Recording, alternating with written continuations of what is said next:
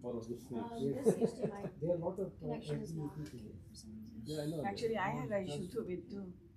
We want to Just encourage discussion, you know. It's Oceanic. Oceanic. Oceanic.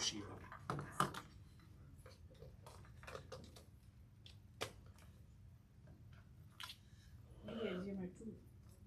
There, I don't think there is one. It says device connected. Nah, it's connected. Wasn't sure. This one, yeah. Oh, do we need a present? Can I? Display. Take out and then put it back. It's gonna show you. Yeah, now put it back. It's going to show your desktop. Device connected. Morocco. Yeah. I know people in that. I've been here for a while. University Casablanca. So with the Here, University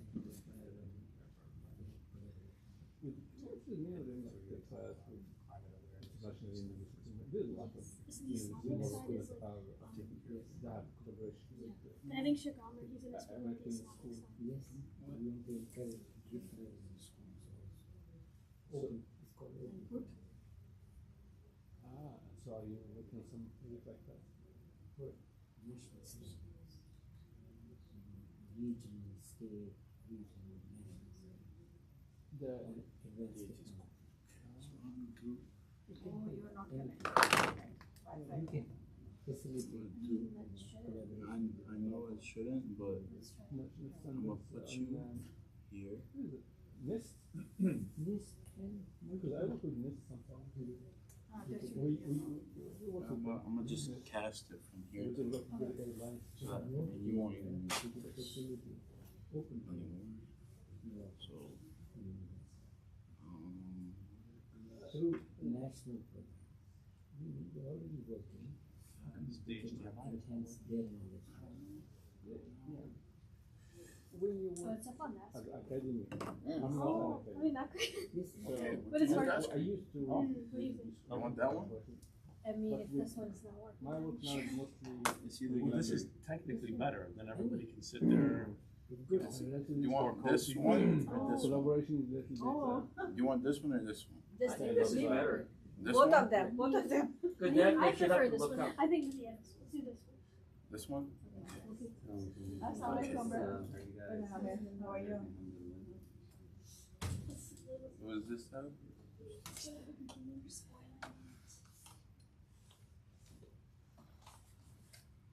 Oh, you could do both. You could use the HDMI for this one. Or And maybe I I don't- can do this. Brother Amir, come here. I'll do it on my phone. The microphone. Our Earth.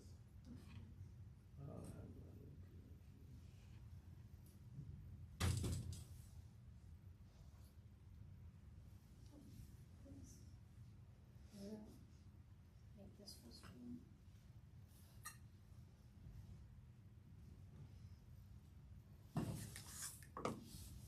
What are you two doing now?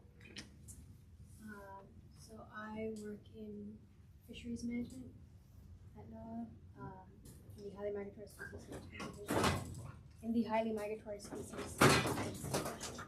Like Rockfish. No, not rockfish, but tuna, sharks, Tuna, shark. billfish, swordfish, I like rockfish. I follow it for a while. striped bass. Oh, really? Policies to take care of them. Good like rockfish. To prevent overfishing.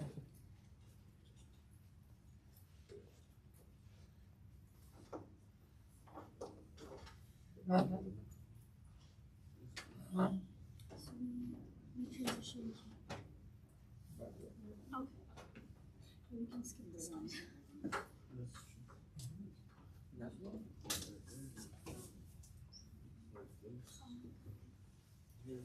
It's amazing fish. Huh? Yeah, it's just falling here in Melbourne. Yeah. Then in summer he migrates to Canada and Maine. Oh, can you Then before we come here to eat, and then go back again to South Carolina. Yeah, and I like it so much, and I fish it, so I have to so I can like fish it. For the microphone, you have Testing. to turn it on. Testing.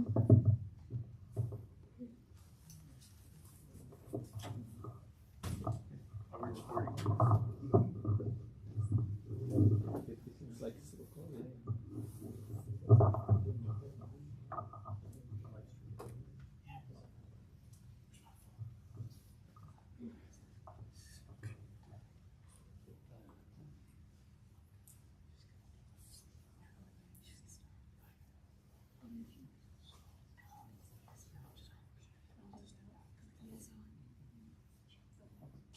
Let me just give you a quick introduction.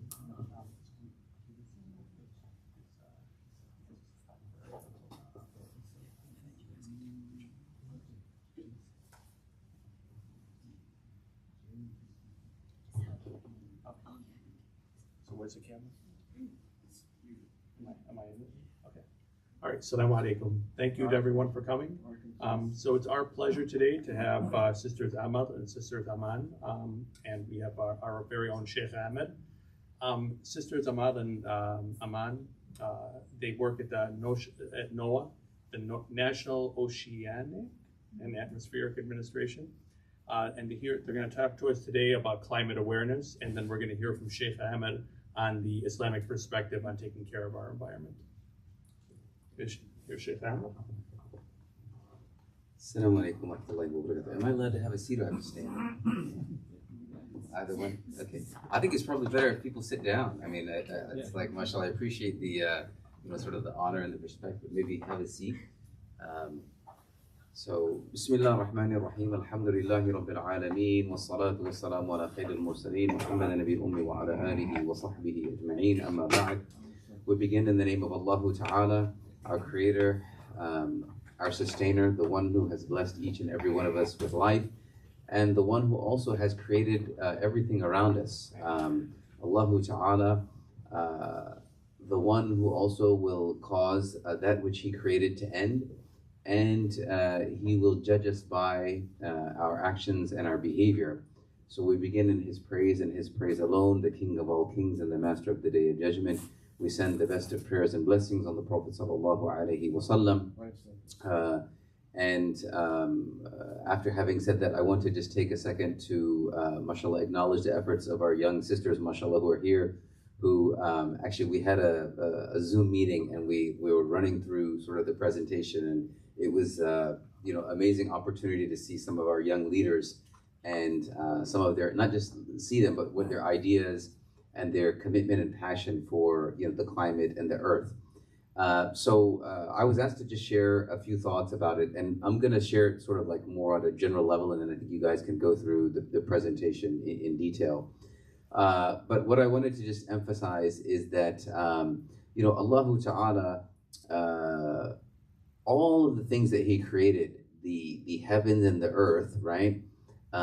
They are described in some extent in the Quran in some detail. Like, for example, Allah Ta'ala talks about how much time it took to create the earth, how much time it took to create the heavens. And these descriptions that we find in the Quran of our environment and the things around us are meant for us to reflect upon. They are a means for us to understand the Creator through His creation, okay? So many times we go, mashallah, we have hikes, we spend time outdoors, and we marvel at so much beauty, so much, just amazing things, the feeling that we get, the calmness that we, that comes into our bodies when we're in, we like to say nature, right?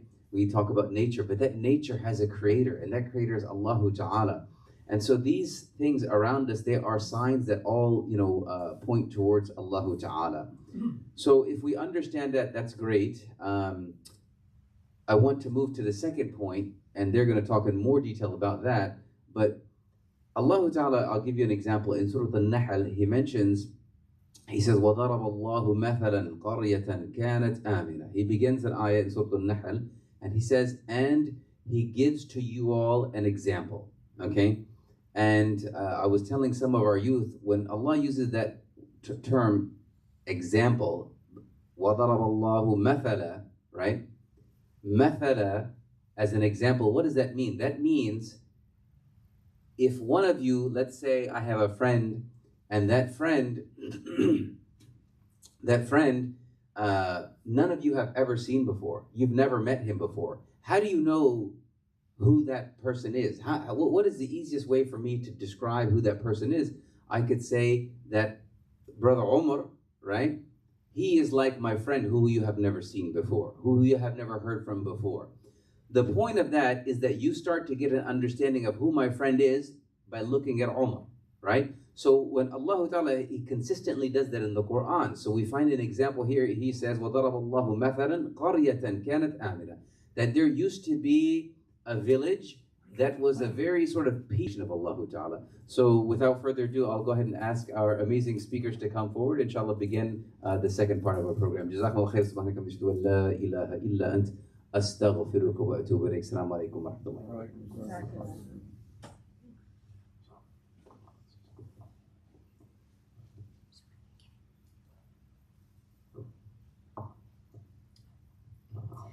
Assalamu alaikum wa rahmatullahi wa barakatuh. Thank you all so much for coming out today to come to our talk. My name is Ayman Raza, and this is my co-presenter, Omar Hussein.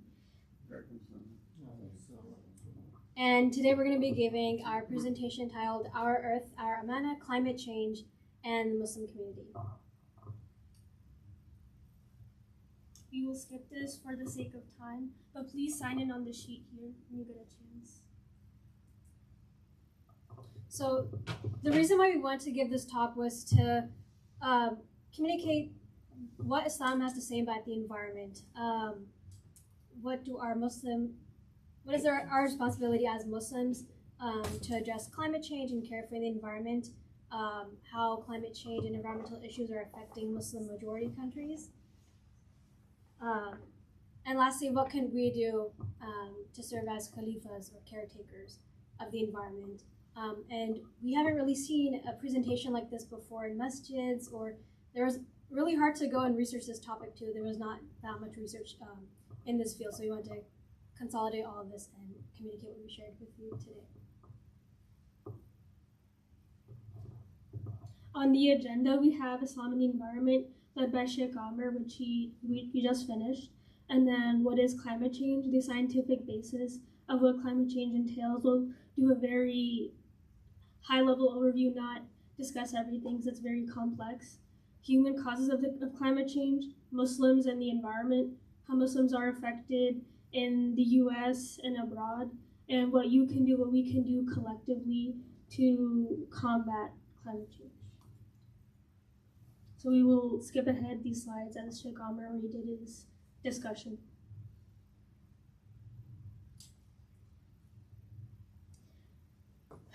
What is climate change?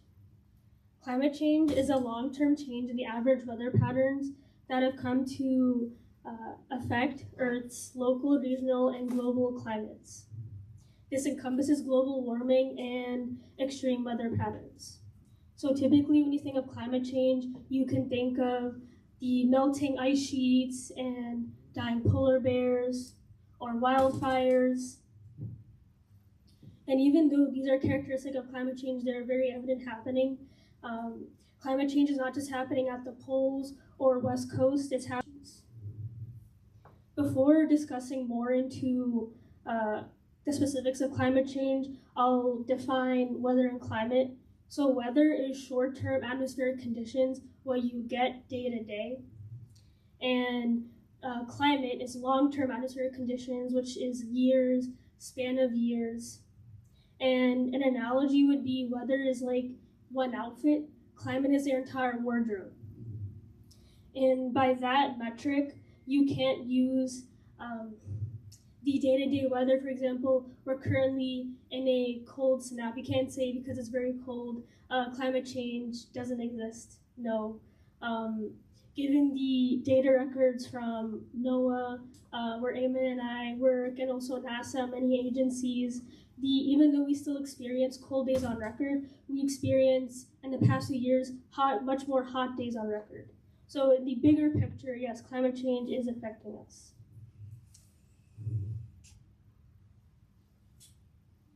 The planet and humans are in trouble. So this collage shows melting ice caps, wildfires, hurricanes, severe storms, flooding, extreme heat, drought, some of the major consequences of climate change. It's not just an environmental issue affecting nature, animals, it's affecting people every day. It's a human safety, health, and economic issue. And again, on that note, it's not a lifestyle mistake by individuals. It's definitely a systematic issue due to major corporations. And even though in human history we've experienced these natural disasters due to climate change, global warming, these natural disasters are becoming more frequent and more intense. So this is a very, general, like a very quick summary of some natural disasters. As you can see, all these disasters cost billions of dollars, cost the government billions of dollars. They are not anything to be ignored. They definitely should be a priority at every level of the government. And the hurricanes cost almost $100 billion. The wildfire, all these were very costly. And humanity cannot afford to ignore it, especially the leaders. And specifically, U.S. extreme heat costs $162 billion, 2,300 deaths, and a 1% loss in GDP. So yes, it is an economic crisis.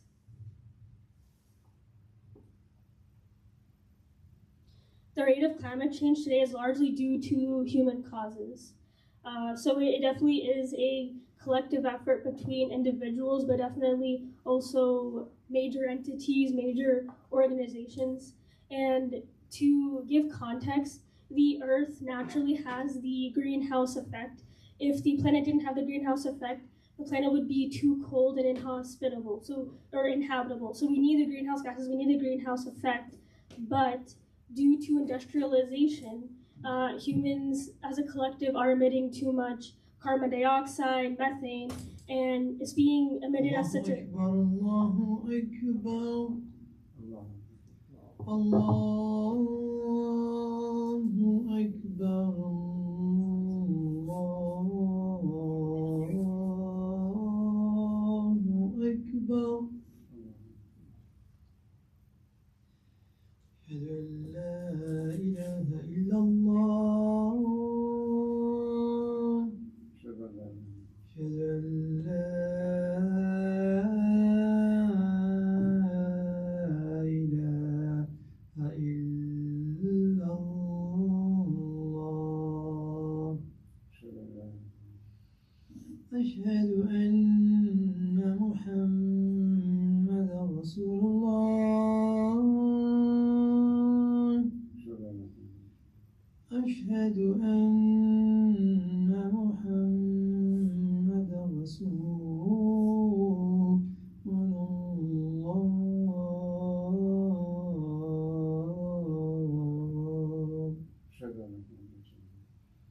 حي على الصلاة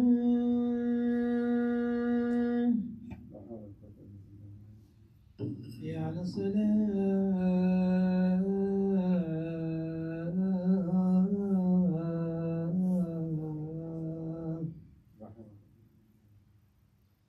حي على الفلاح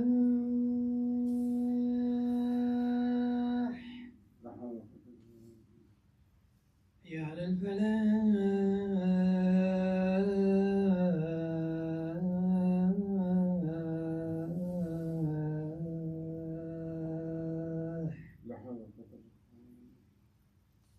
الله أكبر الله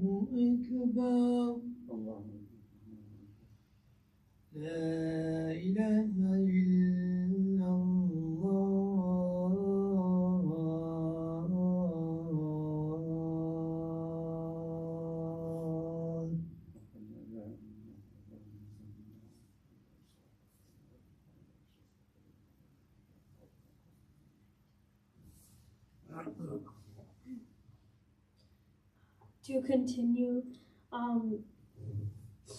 The major causes of like the current climate crisis is due to fossil fuel companies and at the individual level, people burning coal, oil, gasoline at excessive rates, and unrestricted capitalistic growth. And the current rate of warming is happening roughly 10 times faster than the average rate of ice age recovery. So even though we have had global warming and ice age periods of warming in Earth's geologic history, the current rate of warming and emissions is unprecedented. It's very, very fast, very high. And essentially, the greenhouse gases in the atmosphere, they're being added at such a rapid and abundant rate, it's thickening Earth's blanket so much, which is why the planet is becoming much hotter, much warmer, and unstable. And this chart shows some of the major polluters of the fossil fuel industry, which are mostly accountable for the climate crisis. All these companies, a lot of them are US-based, and United States and China are the greatest emitters of fossil fuels, emit the most greenhouse gases.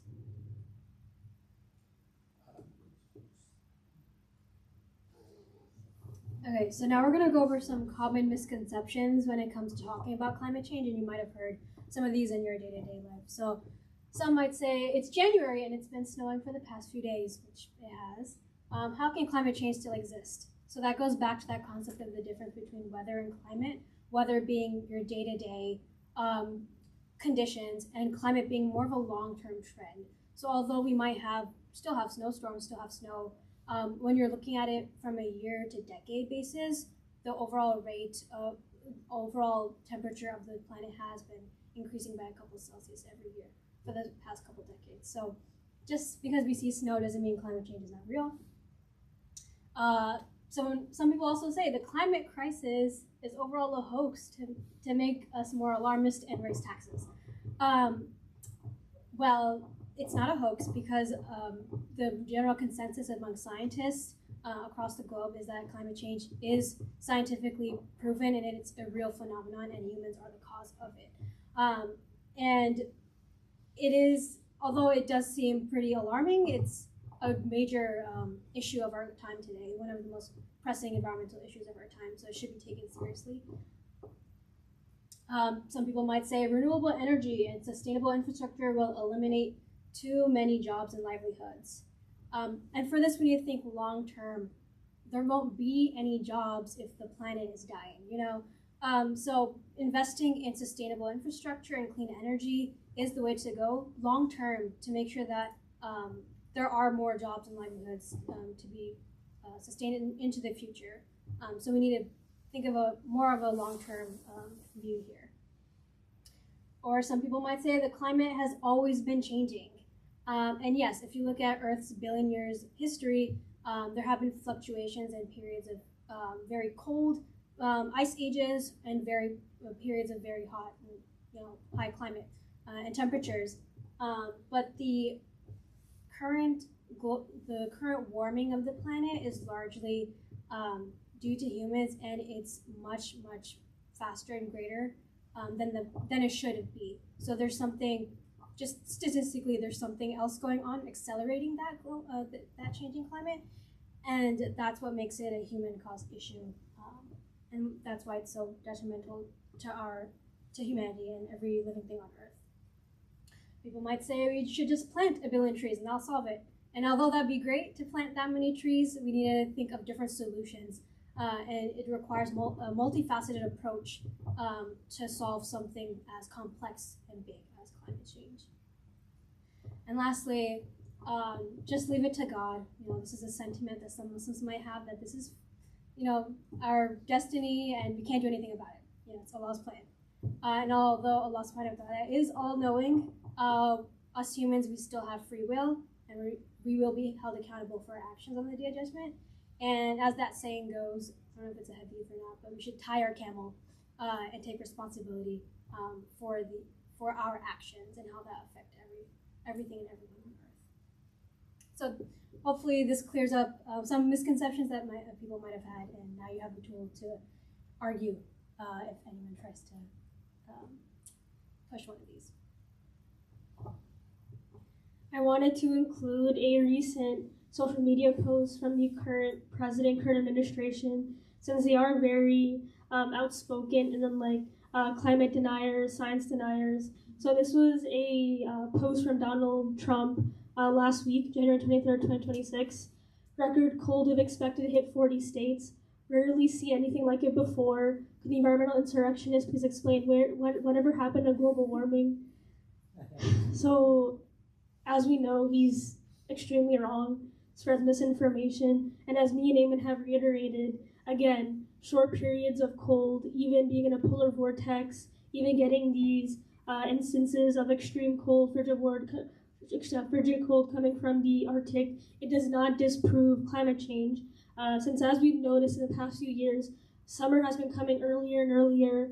We start to feel extremely hot temperatures starting from April, May. So again, climate change causes such instability and extremes. So again, this administration, we want to reiterate, they're wrong about many things, especially about the environment and climate change. And here are other headlines from the current administration, and actually during Trump's both terms, first term and current term, they did a lot of anti-climate, anti-environment things which harm the U.S. and harms everybody. So during Trump's first term, the U.S. withdrew from the Paris Climate Accord, which isolated the U.S., the only country that did not sign the Paris Climate Agreement, meaning that we didn't want to commit to any of the carbon goals and emission standards. And recently, the White House pushed to dismantle leading climate and weather research centers. So Eamon and I, coming from NOAA, Trump and his administration, they did many layoffs and cuts to NOAA research labs, to NASA labs, many environmentally focused labs, which is very detrimental. They cut the weather service substantially. So we just wanted to make the point that the current administration, they're very dangerous, and be aware of the misinformation they're spreading. So now Eamon will discuss how climate change is affecting Muslims around the world. So now we're going to take it at a global perspective on how is climate change actually affecting everyday people's lives, specifically Muslims.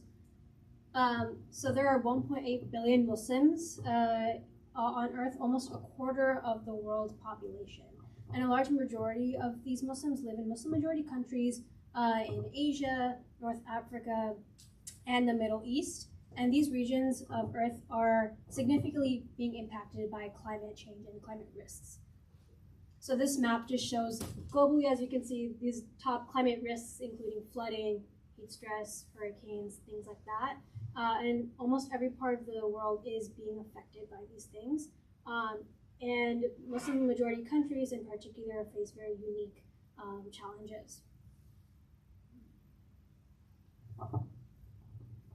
I compiled some recent headlines of Muslim climate crises. So this one shows that in 2024, approximately 1,300 people passed away due to heat-stricken conditions during Hajj. And it's very alarming, as we know that Hajj is a pillar of Islam and it's integral to do. But due to the extreme heat in Saudi, the Middle East, more and more pilgrims, especially ones who are older, lower income, they're suffering from heat stroke and even dying, which is a socioeconomic issue, environmental issue, and it's really alarming.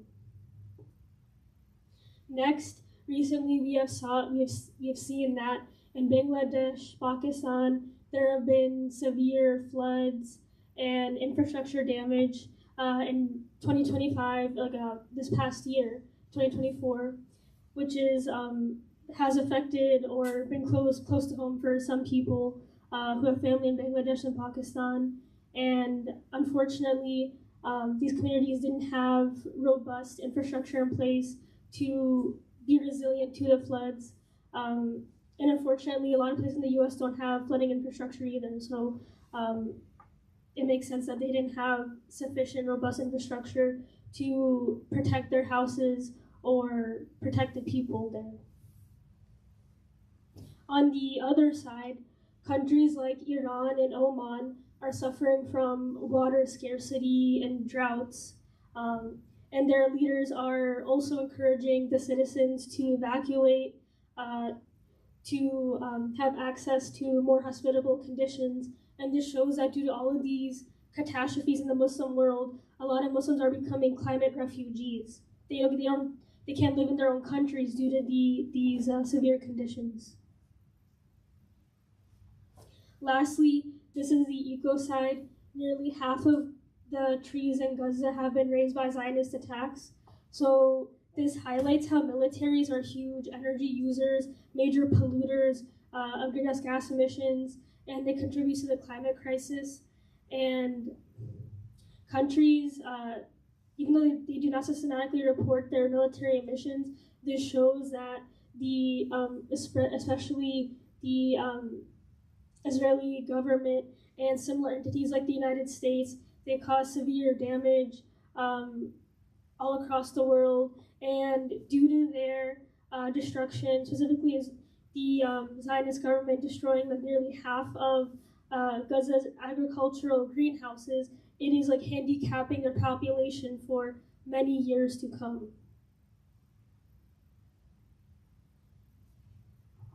So, as we saw, climate change is affecting everyone on Earth, but affecting some people more than others. Mainly Muslim majority countries that have done little to cause climate change. They're very low emitters compared to countries in the West, in the United States. Even though they're contributing not that much to the emissions, they are being impacted the worst and having to bear the biggest brunt of climate change risks. And this is usually developing countries and people who are more vulnerable and don't have access to infrastructure that can protect them from these weather and climate risks. They're being affected the worst, even though they're contributing to the least. So that's why it's important to take a climate justice approach to things. Although we all have a responsibility to protect the environment, we need to recognize that there are systemic inequities when it comes to who is being affected the most. So now we're going to narrow it down a little bit and to talk about how climate change is affecting Muslims here in the United States and our local communities. So to give a background on the Muslim community here in the United States, Muslims are this country's most ethnically diverse faith community, coming from different ethnic backgrounds. We have Black Muslims, immigrants like Asian Muslims, Pakistani, Indian, and Middle Eastern Muslims, and most of us live in major cosmopolitan areas of the U.S. and states such as New York, New Jersey, California, Illinois, and this just shows that we have the diversity, we have the strength in the numbers to actually come together as a ummah here and make a change in our country and in our local communities. So this map is showing some of the effects of climate change on Americans and the climate threats across the United States. So almost every part of the continental United States is being impacted by climate risks such as water stress or sea level rise or hurricanes or typhoons. And we need to recognize that not every city or place is being affected equally. So again, the United States has a unique history of enacting intentionally racist and inequitable policies that affect every aspect of people's lives. And in the U.S., communities of color are disproportionately being impacted by environmental hazards such as air pollution. So factories, incinerators, and things like that are being intentionally built in urban communities that happen to be communities of color and have a big Muslim population, since most Muslims live in these urban community centers, right? So these facilities are being intentionally built in these communities, and this is that the Prophet Muhammad ﷺ said, if the final hour comes while you have a palm cutting or a sapling in your hands, and it is possible to plant it before the hour or the day of judgment comes, you should plant it. So this just shows that no matter how small our action is, it still makes a difference, and all of us are held accountable for whatever action we take, no matter if it seems too late, because it's never too late. So in a previous slide, you might remember that most of the pollution that's being emitted is due to like the top 100 companies on Earth and these governments, right? So it's not an individual's fault that this is happening, but we all need to take action. And this can be done through both individual and collective action. So collective action, this means coming together to raise our voice and demand change from the government, from these companies. And this can be done through things like advocating for a science-based climate policy and informing yourself before voting, not just at the federal level, national level, but also in your local elections. You can also volunteer your time in local environmental organizations, help with campaigns, cleanups, things like that, as well as looking at a very larger scale, pushing for international cooperation. So it's not just one country that's being affected by climate change, it's all countries, and this requires a high level of collaboration and cooperation between all nations. So that was collective action, that's as a group, right, coming together as a Ummah. Now what can we do as individuals? Because this, you can't solve climate change, we can, but every action that we take does make a difference. And this can be done through things, for example, limiting the use of single-use plastics.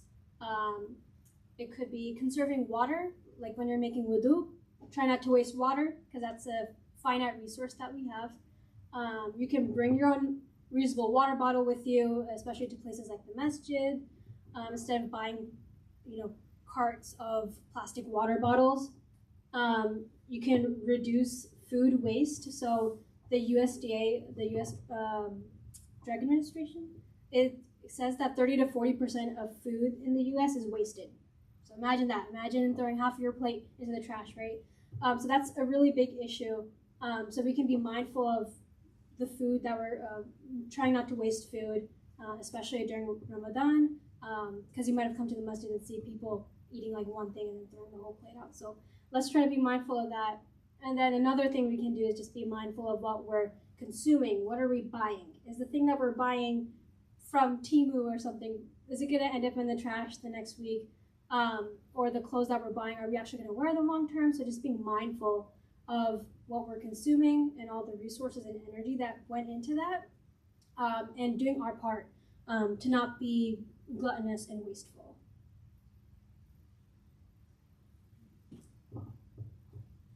Even though we still have a long ways to go in terms of becoming more sustainable and climate resilient, there definitely have been eco-accomplishments in the Muslim community.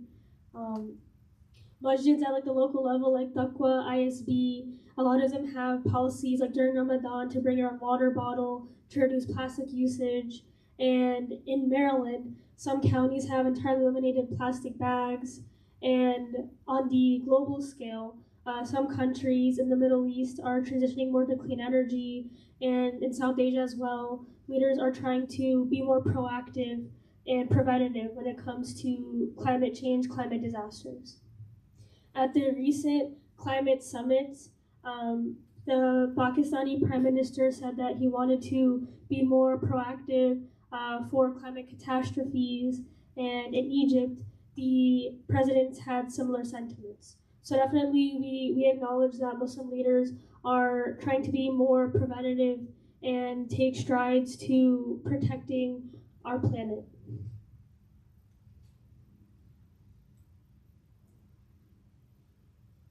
Some local events and organizations that definitely are working towards this mission, towards being Khalifas and stewards of the environment. Of course, the Dar Al Taqwa Green Team, Green Muslims based in Washington, D.C., Howard EcoWorks, HOCO Climate Action, and the ISB Green Team.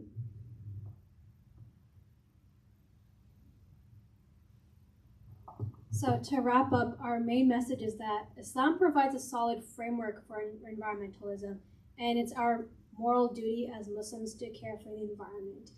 So looking at it through our religion, which teaches us to be mindful, to care for people and the space around us, it not just is in our daily lives, but also extends to more broadly as a Muslim community, what can we do? And Islam tells us what we should do. We need to care for the environment around us.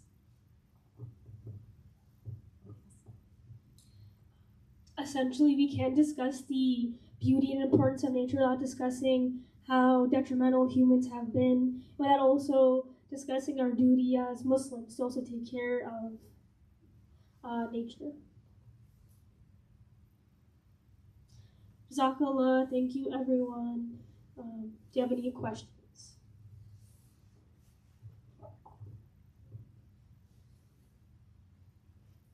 I have a question. Yes.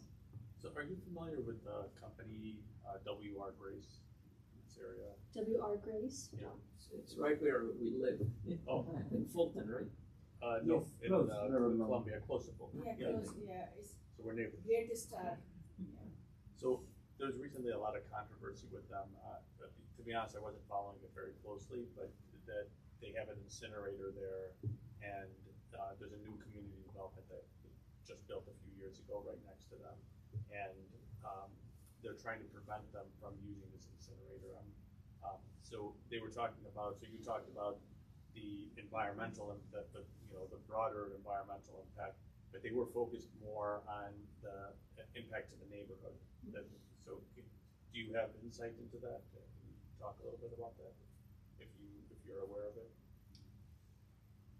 So I have not heard of that case before. I didn't know there was an incinerator in that community, but I do have some knowledge about the incinerator in Baltimore. So that one actually, it's kind of weird. It's classified as a clean way to dispose of waste. So the smoke that's actually coming out of that incinerator, that smokestack, is from burned trash. And they're saying that this is a clean way to get rid of trash instead of throwing it into a landfill. And they're getting subsidies from the government. So it's kind of a weird loophole that they found that they're able to exploit. Burning trash and just making a profit off of doing that. And there has been a very, very long-term effort from local communities to, try to shut it down, first of all, but that's really hard to do.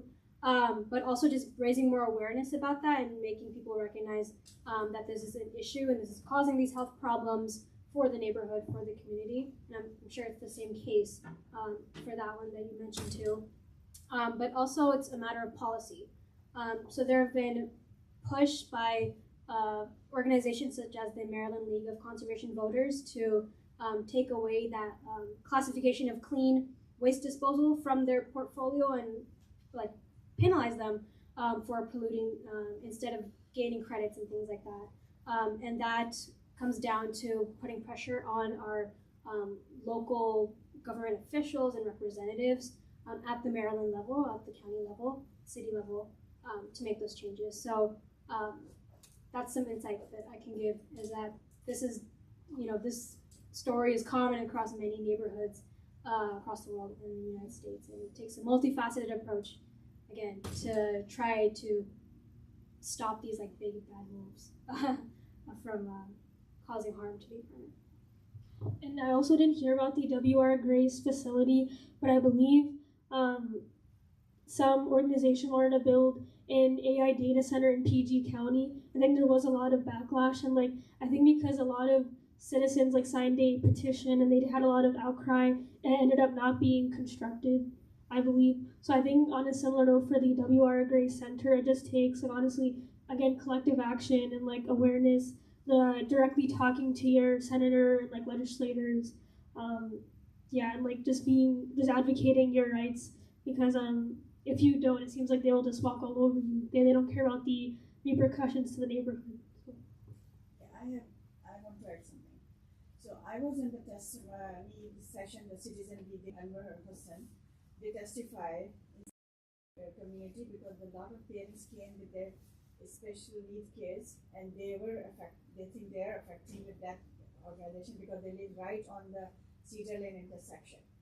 So the company said, we've been here for years and years, we never get that complaint. But the thing is, that area built new housing there. Cedar Creek was And just then built, young couples, they have 6 months old, 1 year old. So I went to 2-3 hearing in Howard County Council there.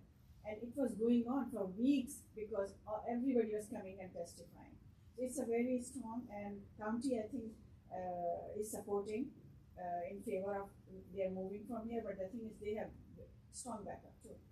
So it's hard to move there. Yeah. It's a big company. The thing is, people who are building new housing here, we were shocked and surprised. How did they get the permit to build new housing there? A lot of apartment and small townhomes and condos there. So that is the thing. Well, that's a whole other issue there. And it's next to Howard County Conservative. Benson, there's a park and other things there. They built that community, so that was all, it was all very hilly. Yes. And then they spent 2 years flattening it out, Yeah. built all those $1 million homes there. Yes. And then the apartment community that got built was so that they could meet the requirement to have affordable housing in the area. So, 5 minutes from Robinson Center. yeah, right behind it actually. Yes. Yeah. Yes, there's a very interesting initiative with National Science Foundation and NOAA, and it pertains to forecasting risk in communities and also what actions can be taken that are cost effective, that bring about transformative economic efficiency for those living there. So you are transitioning from one technology to another without impacting the economy severely, so that at the end you have a better solution based on the resources existing in that community.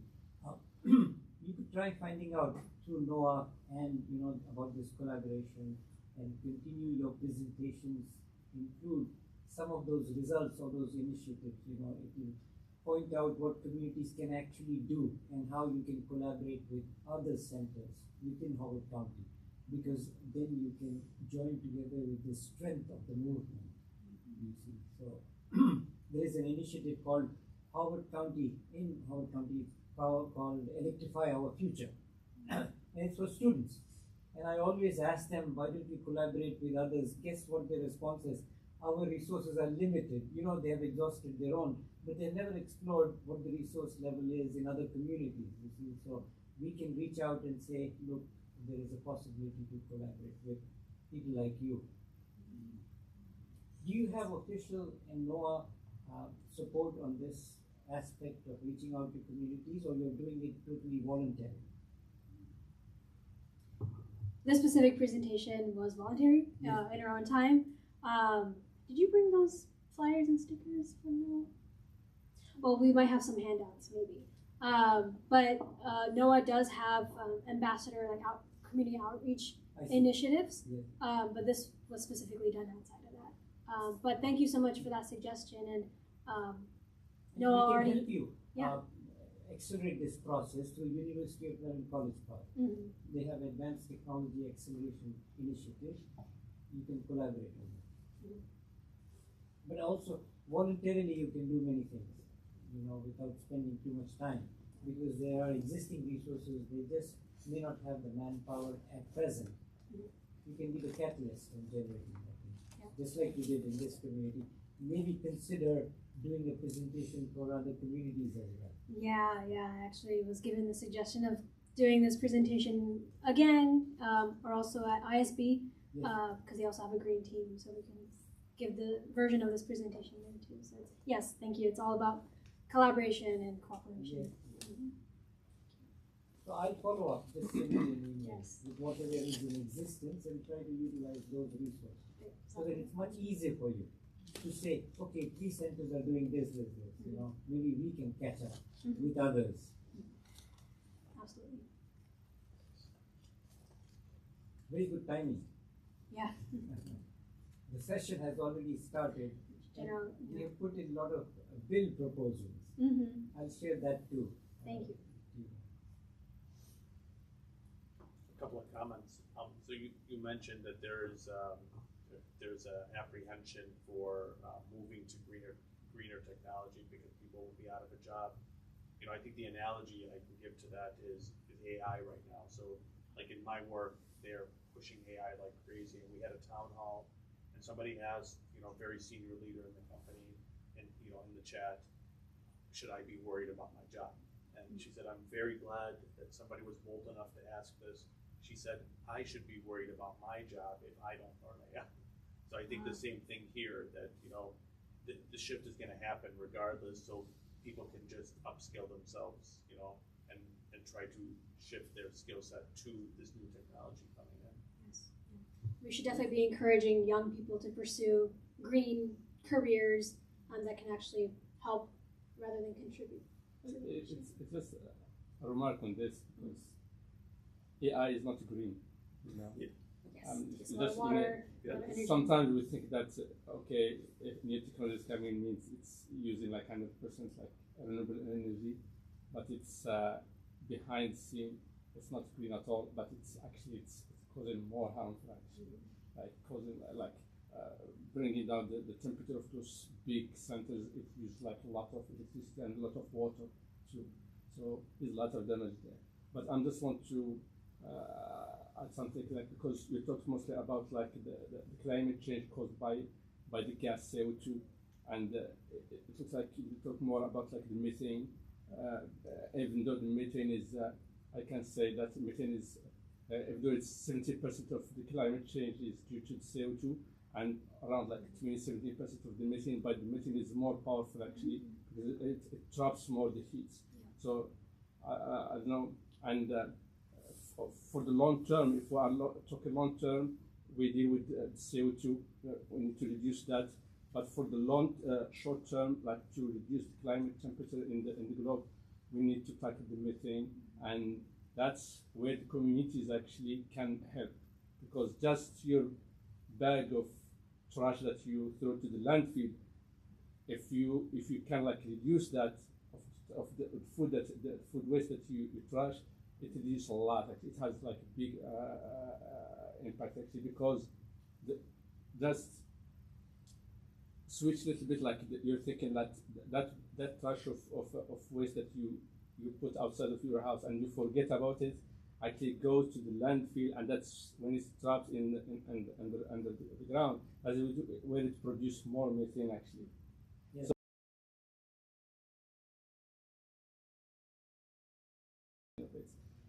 Due to their digestive system, they are not like digesting the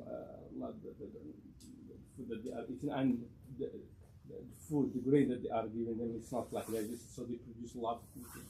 I don't know, I just want to add this, and if you have more to talk.